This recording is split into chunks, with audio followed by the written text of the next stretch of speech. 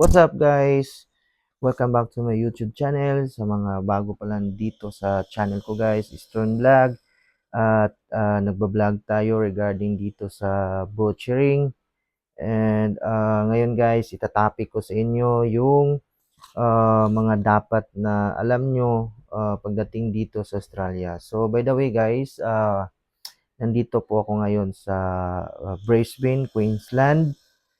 So, ito ngayong topic natin ngayon is regarding dito sa uh, 5 bagay na pinaka-importante pagdating nyo dito sa Australia. So anyway guys, sa mga bago pa dyan, please like, share, and subscribe to my YouTube channel. So nakikita nyo dyan, dyan sa baba, press nyo lang ng subscribe para updated kayo guys sa mga video ko na i-upload. So, anyway, ngayon, this coming November 5, magmawa 1 month na kami dito sa Brisbane, Queensland. And meron pang little bit adjustment dun sa trabaho kasi nasan po tayo dun sa boning section, particularly in slicing. So, yung part na ini-slice ko guys is brisket at saka point level end. So, doon ako nalagay guys as a learner. So, yun, yellow hairnet pa tayo ngayon guys. Anyway, maybe siguro pagsikapan natin next month para ma-white hairnet na tayo. At saka yung hairnet natin mapapalitan na ng white at saka yun, permanent na yun. So, anyway, problema lang doon is yung anong tawag nito, yung lamig. Sobrang lamig doon guys. So, dapat prepared talaga kayo. So, ang sa akin, kulang ko na lang guys is yung jacket. Kung dyan sa Pilipinas, makabili kayo ng ukay-ukay, marami dyan. Yung makakapal talaga kasi pag nandun na kasi kayo sa buning section, sobrang lamig. Sobrang lamig talaga guys. Mapipil nyo talaga na parang nandun kayo sa snow. Kasi I don't know, more or less 50 or 60 degrees Celsius ata yun guys. Ewan ko lang So, kung alam ng iba, you can comment over there. Just leave comment over there guys. And then yun. So, yun. Anyway, regarding naman dito sa kamay natin, sa ibang mga butcher nga na nakikita nyo, usually, namamatay yung kuko. Pero sa akin naman guys, okay pa naman. Buhay pa. Sa awa ng Diyos. At saka, yung in 1 month natin na experience is napaka malamig din sa kamay. Tsaka, dito, yung 3 fingers natin dito, ito yung hindi masyadong maigalaw kasi right-handed ako. So nag-i-slice tayo pag ganon. So dapat makuha mong mga stroke dito kasi pag yung brisket kasi sobrang laki, parang unan. Kung papakita ko lang sa inyo guys, ito real talk to walang biro guys Itong una na ito yung brisket na gina slice namin. So imagine niyo, ito yung brisket, sobrang laki. So yun yung uh, ina-swat namin. So sobrang bigat, more or less almost 10 kilos ata guys. So sa akin guys, maswerte ako kasi hindi ako kaagad naka-on-deck doon sa mesa. So, ang nangyari kasi sa ibang kasama ko na mga learner din, sumabak kasi sila agad. So, natatambakan sila ng karne. So, nadadalas yung pagbisita ng mga bisor doon sa table nila kasi tinatanong nila bakit matambak daw. So, ang sa akin naman, although chain 3 kasi ako guys. May apat na chain kasi yan. Chain 1, chain 2, chain 3, at saka chain 4. So, nalagay ako doon sa chain 3. So, isa yun sa mga mabilis din na takbo, yung chain. So, sa awa ng Diyos guys, yung bilis ng mga galaw ng mga nauna sa akin, unti-unti ko na nasasabayan. Tsaka, yung alam nyo, karamihan doon guys is mga Chinese. So, mabibilang mo lang yung mga kapwa natin Pilipino. So, mga apat ata na nationality ang nandun. So, yun. Pagdating naman sa kutsilyo, dapat talaga matatalas kasi sa nakikita ko dun sa mga Chinese, sobrang talas talaga guys. At saka parang papel lang, isang stroke lang, tanggal agad yung mga taba. So, grabe, sobra na naamis ka kasi yung para bang alam mo yun sa sarili mo na kaya mo rin, yung technique lang yung kulang. So, sa akin guys, yun ang nangyayari ngayon. So, anyway, unti-unti ko namang nalalaman yun. So, yun, speed na lang yung ini-improve ko at saka yung mga technique nila. May mga technique din kasi, especially yung mga stroke. Kasi sa kanila, yung Chinese na natuturo sa akin, sa isang brisket lang guys, 5 stroke lang yun. Tapos na kaagad. So, yun. Dalawang buning ang nasa ibabaw namin. Mabibilis din mga puro Chinese. So, need mo talagang bilisan para hindi ka mahabol. So, anyway, so much for that guys. Maybe sa susunod na vlog, tatopic din natin yan agad. So, ito, may nakalista ko dito guys na kahit, kahit simpleng kaalaman lang na experience ko rin dito sa Australia. So, magbibigay lang ako ng 5 bagay na pinaka-importante na malaman nyo dito pagdating nyo sa Australia. So, ayan guys, punta na tayo sa number 1. So, anyway guys, wala na tayong intro kasi bago yung phone natin nag-proceed tayo sa iPhone 16 Pro Max. Kasi dati, ito yung cellphone ko na ginagamit, Infinix.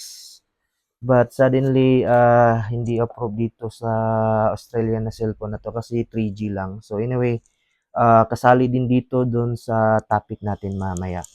So ayan guys, punta tayo sa pinakauna. So, pagkakarating nyo dito, number 1 is bahay. Alam nyo kung bakit? Kasi, pagkarating namin dito ng Australia, swerte lang naman kasi yung yung employer namin is nagbigay ng 2 weeks libre dun sa accommodation. Meron ding 1 week na grocery worth of $300. So malaki na yun guys. Maybe more or less 15,000 or almost 20,000 dun sa atin sa Pilipinas. So, pagkatapos nun, after 2 weeks, yun, maghahanap na kayo ng malilipatan kasi may sahod na kayo dyan pagkalaunan ng 2 weeks. So, yung nangyari sa amin, na marami kami pinagdaanan, marami kami pinagtanong, nagtanong kami ng iba't ibang nasasalubong namin na Pilipino kung saan yung mas mura na lugar na makakita ka ng matutuluyan for the meantime kasi ganito kasi guys, pag nag-a-apply kayo dito, need na may rental history kayo dito sa Australia. So, since bago pa lang tayo na nandito, yun yung mahirap kasi wala silang mapag-trace ng history mo kung paano ka magbabayad ng rental. Di kasi katulad dun sa atin na pag may nakita kang post na house for rent or room for rent, kakatukin mo lang yung pinto tapos makausap mo yung landlord. Yun, pag liwanagan, lipat ka agad. Kasi dito guys, hindi ganun. Sobrang hirap guys. Mahirap talaga maghanap ng bahay. So, ang nangyari sa amin, swerte lang kasi kami kasi merong Filipina na nag-adapt sa'min, good for 2 weeks din. So, nilibre niya kami. Sobrang ano, sobrang blessed kami do'n kasi, citizen na sila dito at saka permanent na din. Nakapag-asawa po siya ng, Switzerlander, si Pops Bruno. So, shoutout pala sa inyo, nanay at saka kay Pops Bruno. So, maraming salamat po sa inyo sa, pagtanggap namin ng, within 2 weeks po 'yun. So, maraming maraming salamat po. Blessed po kami sa inyo. And, ito, naglipat din kami kalaunan kasi, mas malapit kasi dito sa tinitirahan namin sa Dinmo.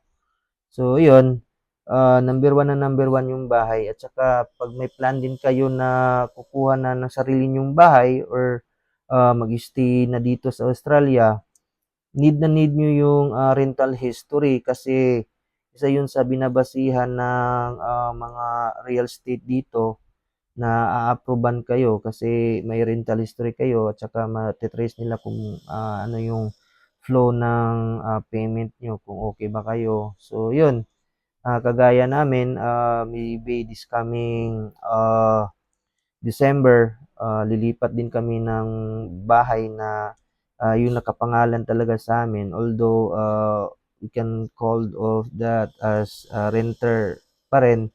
Pero, nakapangalan sa'min so which is, pabor dun sa'min guys. Para just in case nandito na yung lahat ng pamilya so ayun, dun kayo ano, makapaglipat ng bahay na sa inyo na talaga. So yun, yun yung pinaka number one guys, bahay. At yun, kung meron pa kayong mga tanong guys, puwede naman kayong mag-leave ng comment diyan sa, comment section. Tsaka yun, tatanong kayo at, sasagutin ko kayo sa, yung knowledge ko lang din na na-experience ko dito. So, ayun, proceed na tayo dito sa, number 2. Isa din 'to sa pinaka-importante guys, yung transportation. Alam niyo kung bakit? Kasi, kahit yung unang araw namin dito, November 5, nagbili kami ng mga groceries. So, si, GBS, yung company namin, ito, si GBS, nagbigay din ng libreng pamasahe, good for 2 weeks. And, kapag nagsakay kayo ng Grab taxi, yung kagaya din sa atin na doon sa Pilipinas na Grab, sasakay kayo doon, bibigyan lang kayo ni GBS ng card at saka isi-swipe lang doon sa kotse. Depende kasi sa rides nyo. Kung malayo-layo din, iabot ng $100.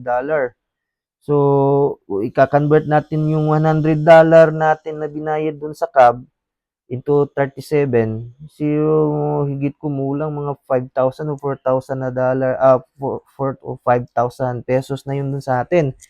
So, which is, kung palaging ganun, sasakay ka, dito sa amin, from Dinmore, o from dito sa tinitira namin to Dinmore, mga, less than, 17 or 15 minutes. So, yun, malayo-layo na rin. Kung aabutan din kayo ng traffic, siguro, ano na, yung patak ng metro, yun, mahirap. $100, malaki na yun. So, panggas mo na yun pang almost 2 weeks. So, makakatipid kayo. So, ang ginawa namin guys, kahit 1 week pa lang kami ng duty, isa pa lang yung payslip namin, kumuha na kami ng sasakyan. Hindi na kami nagdalawang isip. Kasi, mas convenient na meron kayong sasakyan. Anyway, dito, napakadali lang guys. Very accessible sa lahat. Cellphone, ito, sasakyan. Grabe. Isang apply mo lang ng sasakyan dito guys. Bukas na bukas, makukuha mo na yung unit mo. Ganun kadali. Simpleng-simple lang. At saka, ang requirements, kaunti lang. Ang hiningi lang sa amin, dito, driver license ko, dun sa Pinas, valid license, meron kang, tawag doon, Pero kukuha kayo dito ng TRN ba yun? Sa parang LTO nila dito sa Queensland. Number yun, tsaka yun, visa mo, at saka yung contract details mo sa yun, apat lang. So, pagkatapos nun, deposit ka lang ng $200 dun sa car dealer. Pagka kinabukasan, kuha mo na kaagad yung sasakyan mo. So, yun, napaka ano dito sa Australia guys, and good money din dito. So, sabi ng mga ibang nakasalubong namin ng mga Pinay dun sa mga mall pag nagro-grocery kami, Dinmore is good money daw. So, swerte daw nga nandun kami. Lalo na pag ano, dalawa kayo, kagaya ko, dalawa kami ng misis ko sa ano, sa parking area siya nalagay, brisket din. So, yun nga lang, medyo very tough yung trabaho kasi malalaki yung ano, kagaya pa naman ng ano, una natin. So, yun, a little adjustment lang siguro, mind over body lang para ma-adjust ng katawan natin. So, saka mga may vitamins din kaming tinitake dito. Usually, Centrum para sa muscle, sa buto, tsaka sa mga joints natin. Isa yun sa mga pinaka number one kasi kahit nagdodoble ka na ng t-shirt or mas mabuti yung jacket talaga na makapal, yung tawag nito, ah, tawag na brand basta ano, pang hiking mas maganda yun. Kasi hindi tatalab yung lamig. So yun, sa sasakyan, isa yun sa pinaka-importante dito guys for transportation nyo. And anyway, kung sabihin natin na, oh, bago ka pa lang dyan, paano ka magdadrive? Hindi mo na alam yung saan ka pa pupunta. Bago ka pa lang dyan sa Australia. So, don't worry guys kasi kagaya dito, may ways up kaming ginagamit. And, ayun, madali lang naman. And hindi kayo mawawala kasi may guide kayo na parang Google app. And yun, so sa mga may tanong dyan, pwede pa naman kayong magtanong, like comment, and yun, sasagutin namin lahat yung tanong sa kaya lang namin. Then, punta tayo dun sa number 3 is expenses. Kasi, kagaya namin, need nyong magtipid kasi malaki nga yung sahod, kaso nga lang, yung gastusin nyo, dollar pa rin. So, kagaya namin dito, meron akong list, for example, dito dun sa sasakyan ko, yung sasakyan ko guys, nagre-range siya ng $213 monthly ba yun or weekly. And aside niyan, kung meron tayong sasakyan, meron din tayong insurance.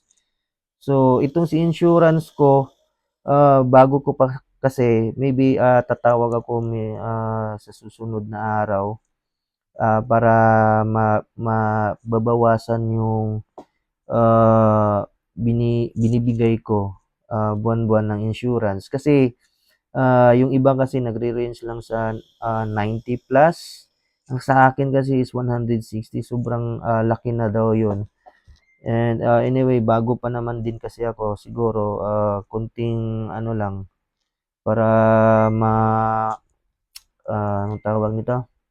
Ma-adjust yung expenses natin doon sa insurance. And dito, kagaya ng sinabi ko kanina guys, itong cellphone na ito is hindi accurate dyan dito sa Australia kasi 5G pataas yung network na nandito. And since yung cellphone na dala ko is ano, di na kasi ako nagbili doon sa Pinas guys kasi niisip ko na baka pwede dito tsaka mas siguro mura lang.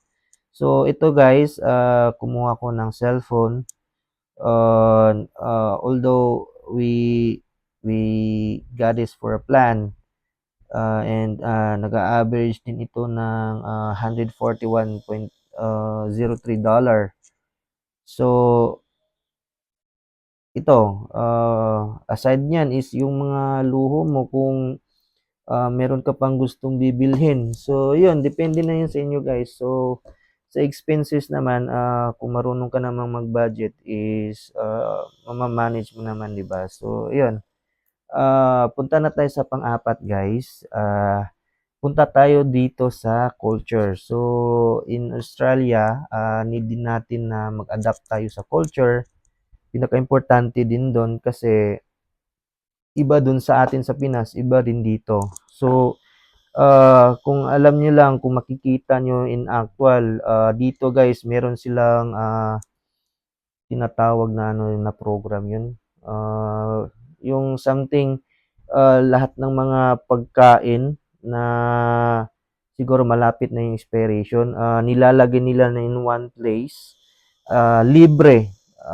Meron ngang ano nakuha na t-shirt, Nike na tsinelas, parang 2 araw lang na sinuot. Yun, may nakuha kami.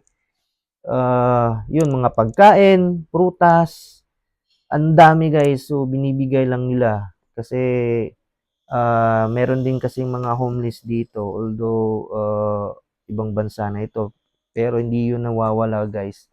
Kahit saan lupa siguro dito sa earth merong homeless. Then yun, yun yung binibigay and mababait sila dito guys. And yun, always on ano lang, bigayan kasi yun sa kanila wala yung discrimination. Dito kahit ano, pagdating sa trabaho, ito yung pinaka-amaze sa lahat guys. Sa age limit, wala. Ah, kahit may tattoo ka, person with disability, yun, binibigyan nila ng trabaho. Tsaka, yun, lalo na pag ano, PWD, binibigyan nila ng halaga yun kasi para sa kanila, as long as able to do anything ka, binibigyan ka ng trabaho dito sa gobyerno. At saka, alam nyo ba yung ano, yung homeless nila dito, bayad din sila ng gobyerno. 500 a week ata yun. Yung naka tawag nun, nakasalubong ko na ano, Pilipino matagal na rin dito. So, yun guys, culture nila, need din natin i-adapt. So, anyway, yun, yun lang yung ma-share ko doon sa ano, culture nila. And dito sa panglima, ito na yung panghuli, policy. So, dito sa policy nila, for example, yung visa mo is for ito or skilled worker visa ka lang,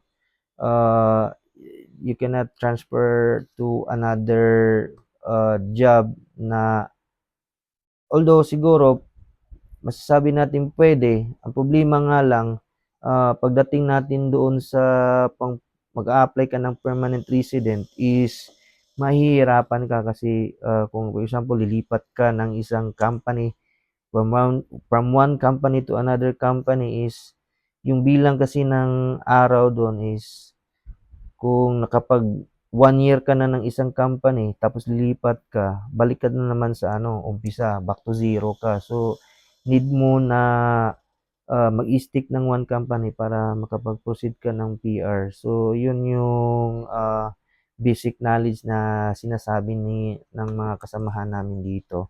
And especially guys, doon sa traffic rules and regulation, lalo na sa mga nagbabalak na kukuha ng sasakyan dito, kagaya namin, need mo na maging prepared kasi magkaiba yung daan switch kasi tayo sa Pinas. And doon sa Pinas kasi guys is nandun tayo sa kanan, always kanan tayo. Then yung manobela natin is nandun sa kaliwa. So kabaliktaran naman dito. So always in the left sila. Tapos meron palagi silang roundabout. So ang nangyayari, always give way tayo. Always give way ka doon sa nasasalubong mo. Just for example, sa rotonda, pag ikaw yung papasok, tapos merong paikot na sasakyan, ikaw yung hihinto. yung papasok na nagro-roundabout, yun yung mauuna. So, minsan nalilito ka, tsaka yung daan nila dito, tsaka yung pavement markings nila is, para sa akin naguguluhan ako minsan, and need to be alert ka palagi kasi baka masasagasaan ka kasi 'pag nasa tama sila, puwede ka nilang banggain. So, yun, extra careful lang din. Regarding naman sa driver license natin, dun sa Pinas, yung driver license natin dito sa Queensland, Brisbane is as long as na hindi pa kayo permanent, magagamit mo yung driver license mo diyan sa Pinas. Sa akin is 10 years validity yun sa akin. So, hindi naman sa tinitik advantage ko yun. So, may nag-advise din sa akin, although uh, long long range pa yung mga panahon na yun, hanggang ma-PR ka, pero need mo rin na magkuha din ng driver license dito sa Australia kasi yun yung dapat eh. So anyway, after naman dyan, dun sa pedestrian. So kapag ikaw yung driver at saka may tatawid dun sa pedestrian, mga 1 meter o 3 meter siguro nakahinto ka na. Kasi pro-life sila dito at saka bihira lang yung aksidente dito guys. Di kagaya natin doon sa Pinas. Mahirap doon sa Pinas kasi yung ibang driver walang disiplina. Tsaka dito guys, sobrang napakadisiplina ng mga tao dito pagdating sa mga traffic rules and regulations. Then, yun. Pagdating naman sa mga bata, dun sa atin, pinapalo natin kapag makulit. Pero dito guys, di pwede. Walang maltrato na mangyayari dun sa mga bata.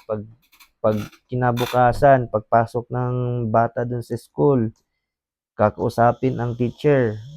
Yun, kinukumusta yung bata pagdating dun sa bahay, anong nangyari, kumusta yung weekend mo. Pag nagsumbong yung bata dun sa teacher na minamaltrato, lagot. Yung school na yung tatawag ng police papunta dito sa bahay mo. So, yun yung policy nila dito. Mahirap, guys. So, anyway, isa na din dun dyan sa culture nila. So, na-adjust natin dun. And, yun. So, yun lang yung may share ko, guys. 5 bagay na dapat nyong alam dito sa Australia. And para sa akin lang, experience namin ni Mrs. So, need na mag-ipon kasi for example, yun sa bahay, may van kasi siya eh. So, malaki rin. 1,000 or 2,000 yung banyo. Ibaban nyo doon sa property, real estate, at pagkatapos nun, aside pa nun, mag-a-advance kayo ng more or less 3 weeks or 4 weeks doon sa renta. Just for example, yung renta ng bahay is $520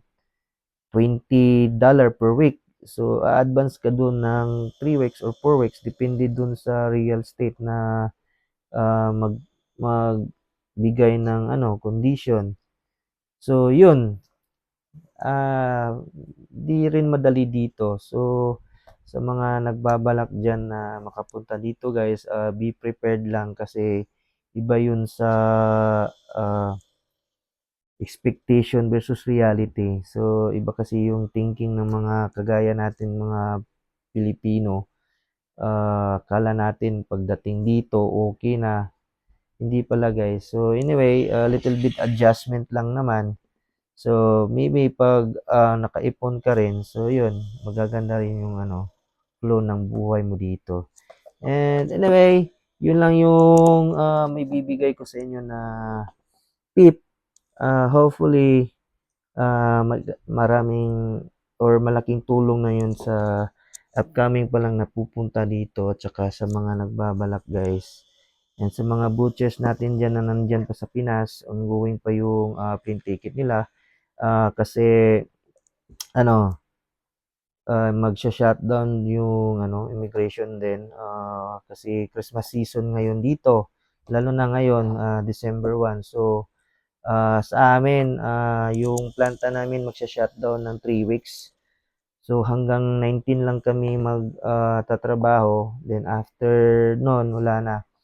So, yung matagal na dito, yung umabot na ng 1 year, siguro uuwi sila ng Pinas. So, sa kami na nandito guys, stay lang. Tsaka, anyway, marami namang ano, may Filipino community naman dito din sa lugar namin. So, hindi pa rin tayo na magiging lonely. Saka, yun lang. So, sa mga bago pa lang dyan sa ating YouTube channel, huwag niyo kalimutan guys na mag-share, mag-like, at mag-subscribe na din sa ating YouTube channel. So, thank you once again guys. This is Stron Vlog. Maraming salamat po and have a great day sa inyong lahat.